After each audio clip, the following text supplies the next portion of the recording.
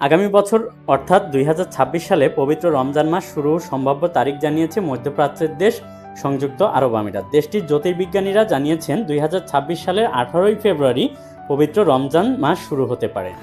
আমিরাতের জ্যোতির্বিজ্ঞান সংস্থার এক বিবৃতিতে বলা হয়েছে, হিজরি 1447 সনের শাবান মাসের 29 তারিখ সূর্যাস্তের সময় চাঁদ দেখা যাওয়ার যথেষ্ট সম্ভাবনা রয়েছে। জ্যোতির্বিজ্ঞান হিসাব অনুযায়ী ওই দিন চাঁদ দৃষ্টিগোচর হলে পরদিন থেকেই রমজান শুরু হবে। তবে চূড়ান্ত সিদ্ধান্ত দেশটির ধর্মীয় কর্তৃপক্ষ চাঁদ দেখার মাধ্যমে ঘোষণা করবে। শেষ পর্যন্ত রমজান শুরুর তারিখ দেশে দেশে কিছুটা ভিন্ন হতে পারে। স্থানীয় চাঁদ দেখার পদ্ধতির উপর নির্ভর করে সেটা। রমজান হলো ইসলামী হিজরি বর্ষপঞ্জির নবম মাস। এটি মুসলমানদের জন্য সবচেয়ে পবিত্র সময় হিসাবে বিবেচিত হয়। রমজানের আরেকটি গুরুত্বপূর্ণ দিক হলো লাইলাতুল কদর বা কদরের রাত। বিশ্বাস করা হয় এই রাত হাজার রাতের চেয়েও উত্তম। এই রাতে ইবাদতের মাধ্যমে ক্ষমা ও কল্যাণ লাভের আশা করে মুসলমানরা গভীর রাতে নামাজ ও কোরআন তেলাওয়াত এবং দোয়া ও ইস্তেগফারে মগ্ন থাকেন।